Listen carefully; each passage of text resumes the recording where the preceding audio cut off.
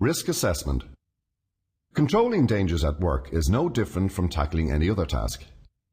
You need to recognize the problem, decide who might be hurt and how seriously, decide what needs to be done to prevent harm, and put the solutions into practice. This risk-based approach will help you to manage the health and safety of your employees and get the balance right between the size of any health and safety problems you may have and what has to be done about them.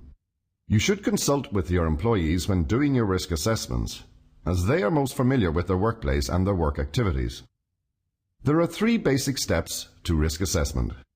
Step 1. Look at the hazards. Take a pen and paper.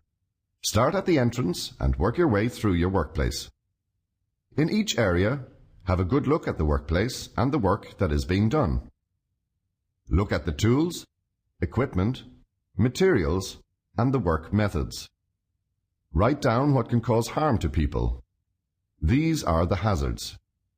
Step 2. Decide who might be harmed and how. For each hazard, ask yourself, how could somebody be harmed and how likely is it to happen? Then ask, what would the severity of the injury or ill health be? Now look at the precautions that you already have in place. These are your control measures. Step 3. Evaluate the risks and decide whether the existing control measures are adequate or whether more needs to be done.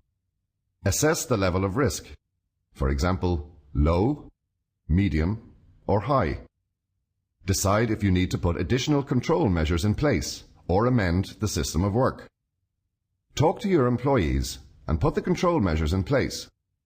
Check on a regular basis that the controls are working. You must record your findings and review your risk assessments regularly.